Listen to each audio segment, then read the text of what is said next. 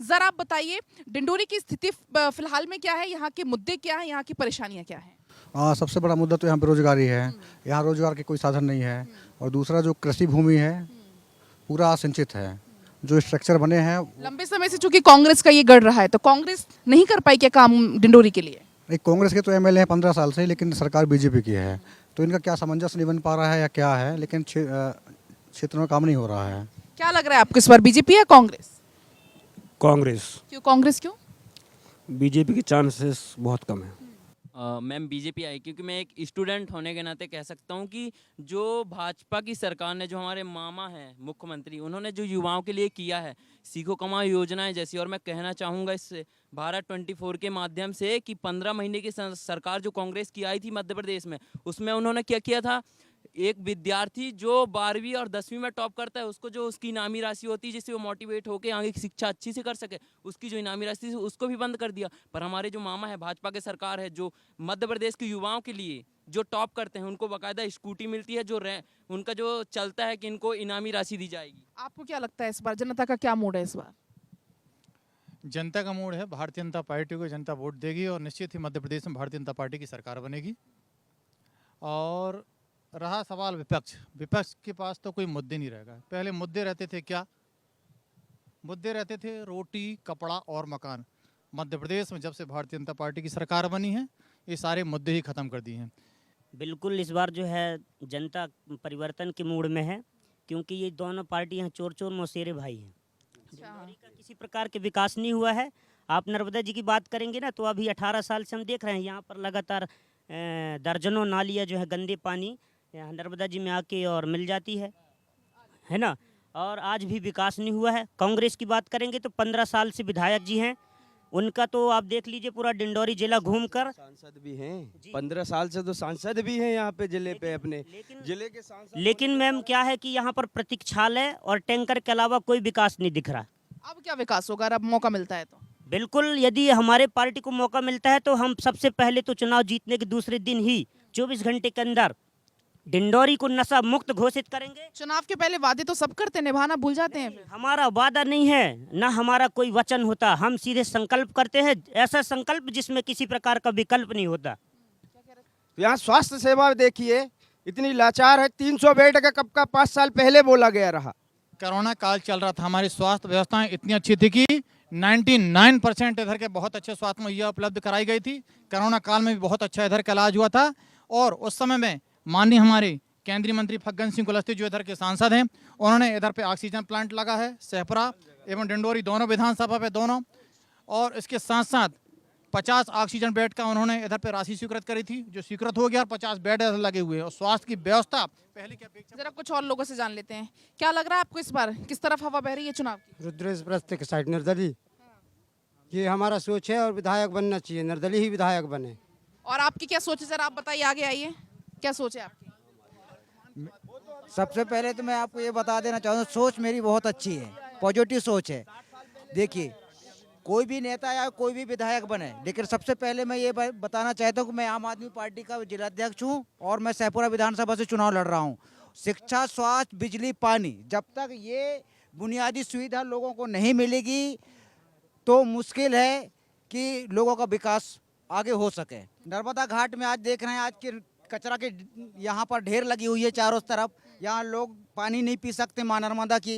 इतने दूषित गंदे पानी यहाँ पर साथ साथ जो मिल रहे हैं वो उस पर अभी तक किसी प्रकार का भाजपा सरकार और भाजपा के यहाँ पर नगर पंचायत अध्यक्ष है, उसके बाद भी उनको नहीं दिख रहा है। बताइए क्यों नहीं दिख रहा है, क्यों माँ नर्मदा इतनी गंदगी और तमाम जो नाले वो आके मिल रहे हैं, घाटों पर भी ज्यादा सफाई नजर नहीं आ रही? एक तो निश्चित तौर पर माँ नर्मदा हम सबकी जीवनदायिनी है, हम सबकी इस पे नैतिक जिम्मेदारी बनती है। और ना ही कुछ टूरिस्ट के लिहाज से देखे वो भी ज्यादा कुछ डेवलप नहीं हुआ है। तो ये जो आप नाले की बात कर रहे हैं तो प्राकृतिक नाले हैं, मैं भी जब से मतलब होश संभाला हूँ ये नाले देखते आया हूँ। लेकिन दूसरा मुख्य विषय ये है कि इधर पे सीवर लाइन का काम 23 करोड़ की योजना स्वीकृत हो गई है। 23 करोड़ की योजना स्वीकृत हो गई है, आप देख सकते हैं शहर में सीवर लाइन का।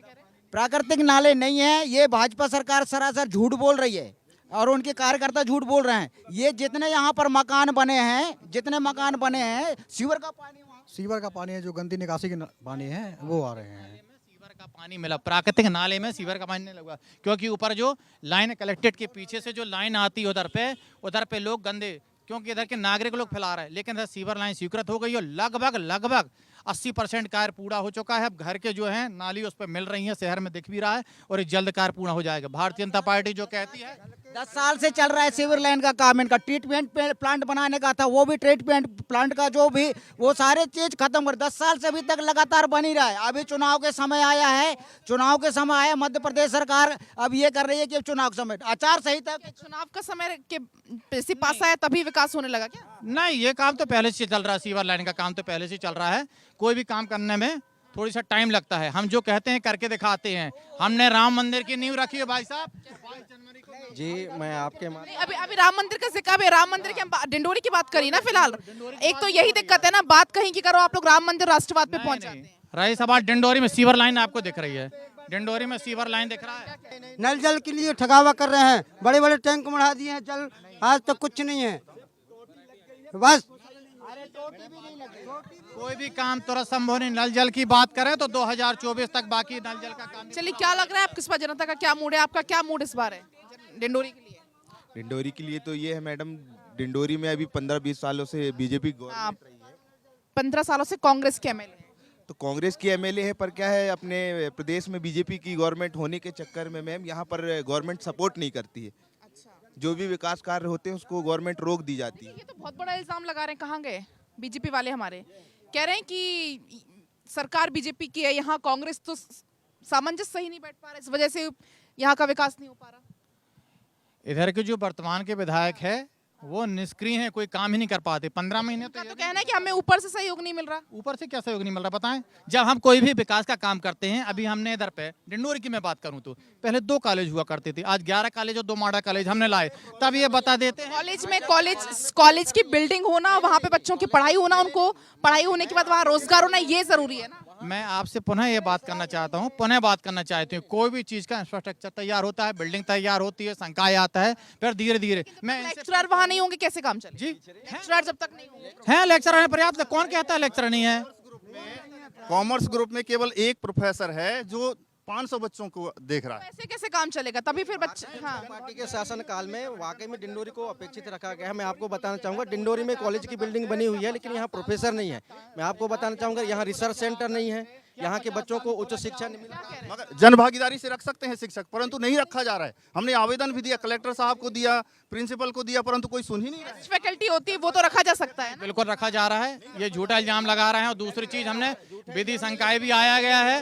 तो आज मैं खुद स्टूडेंट हूँ, आज मेरी उम्र 22 साल है, पर मैं ना चाहते हुए मेरे को मालूम है कि आगे का भविष्य मेरा रोजगार का है ही नहीं, क्योंकि गवर्नमेंट दे ही नहीं पाएगी।